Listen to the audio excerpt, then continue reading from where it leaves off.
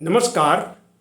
पूर्णचंद्र कांडपाल जनजागृति का episode number 670 लेके आज आपके सामने हिंदी में बात करूंगा। और आज बात करूंगा कि हमने कैसे कैसे शौक़ पाल लिए। एक्चुअली शौक़ क्या होता है? दूसरे शब्द में लोग आजकल पूछते हैं, जब इंटरव्यू में भी कोई बच्चा जाता है उससे पूछा जाता है भाई तेरी हॉबी क्या है। हॉबी क्या होती है? एक्चुअली हॉबी उसको कहते हैं, एक शौक़ होती है, रुचि होती है। और जो फुर्सत के समय में, जैसे आप कोई काम तो कर ही रहे हैं, जैसे आप स्कूल जा रहे हैं, विद्यालय में जा रहे हैं, पढ़ने में जा रहे हैं, आप घर गृहिणी हैं, आप ऑफिस में भी काम करते हैं, इसके बावजूद भी वो जो मैंने हमेशा कहता हूँ कि 24 घंटे में यानी 1440 मिनट जो होते हैं, उसमें 10-20 मिनट कुछ मिनट आपकी कुछ हॉबी तो होगी। उसमें आप क्या करते हैं ये बात अलग है। आज सबको मोबाइल ने घेर दिया है और मोबाइल में, घर में 4 लोग हैं तो चारों के पास मोबाइल है, तो कोई किसी से बात करने को भी तैयार नहीं है।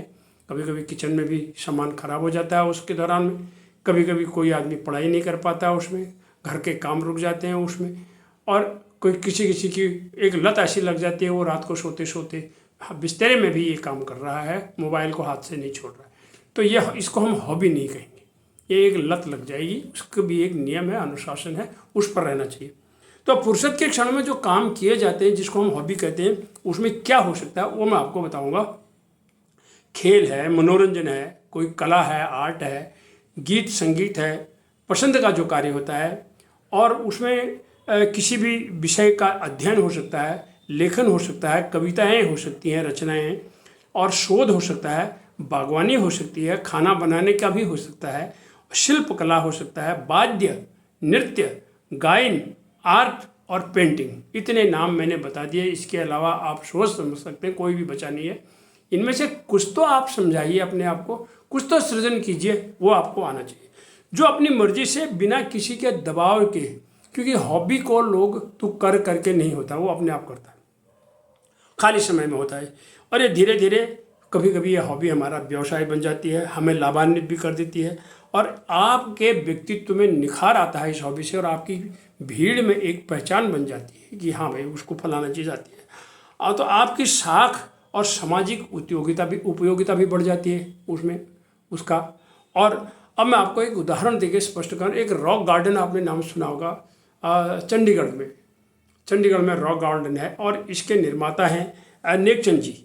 इन्होंने एक ऐसा शौक़ पाला, जितनी भी कूड़े कबाड़ में पड़ी हुई वस्तुएं थी उनको इकट्ठा करना शुरू कर दिया, और अपने कार्यालय से आकर के ये सारा शाम को एक जंगल में किसी एक बेनाप जगह पर, जहाँ कोई नहीं जाता था, वहाँ इन्होंने उसको ढेर लगाया, और वहाँ इन्होंने चित्रकला मूर्ति बनाते बनाते बनाते बनाते बनाते आज वो रॉक गार्डन बन गया, विश्व प्रसिद्ध बन गया। मैं वहाँ खुद होके आया हूँ, मैंने उसको देखा है। एक छोटा सा अमाउंट का टिकट भी उस पर जाता है, लगता है, लेकिन वो उसको देख करके जो बेजानदार वस्तुओं और बेकार की वस्तुओं से उन्होंने जानदार चीज़ें वहाँ खड़ी कर दी, वो है हॉबी। इसी ऐसे पहचान मिल जाती है, और नेकचंद जी विश्व प्रसिद्ध हो गए।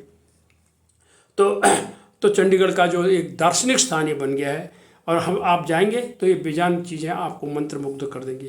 तो कुछ लोगों की हॉबी क्या बन गई है, नकारात्मक हॉबियाँ इनको कहूँगा मैं, जो लोगों ने आजकल बना क्या दिया है, दूसरों के दोष ढूंढना।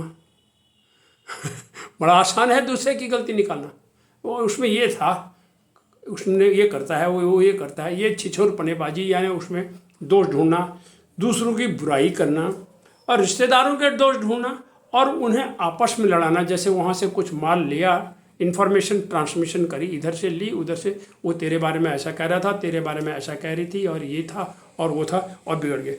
और फिर उसके बाद पड़ोस से बैर पालना, पड़ोस बैर पाल कहने से इन्फॉर्मेशन ले ली, और फिर पड़ोस वालों की बैर पालन दिया। या कहीं पर खड़े होकर के समय कान लगा करके बात सुना, भी वहाँ बात क्या चल रही है, क्या खुसर फुसर हो रही है, उस पर ध्यान देना। भाई तुम फ्री हो, हॉबी है कुछ नहीं, तो इसी में आपका समय बीतेगा।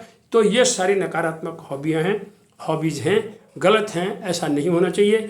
और बच्चों को हमें प्रोत्साहन देना चाहिए हॉबी करने के लिए, हतोत्साहित नहीं करना चाहिए। बच्चों से कभी नहीं कहना चाहिए कि तू निकम्मा है, तुझे कुछ हो काम नहीं आता है, न काम काज न काज का, ढाई मन अनाज का, दुश्मन अनाज का। इस तरह से उनसे हमें बातें नहीं करनी चाहिए।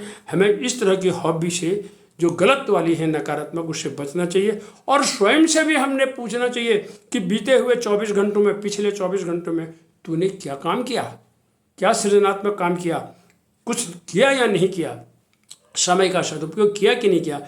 जो समय की कद्र करेगा, समय उसकी कद्र करेगा। आज ही हमें अपनी हॉबी बनानी चाहिए। जिसने नहीं बनाई है, चुस्त रहिए, दुरुस्त रहिए और दुनिया की भीड़ में अपना नाम बनाइए, अपनी पहचान बनाइए। यही है हॉबी का मतलब। नमस्कार।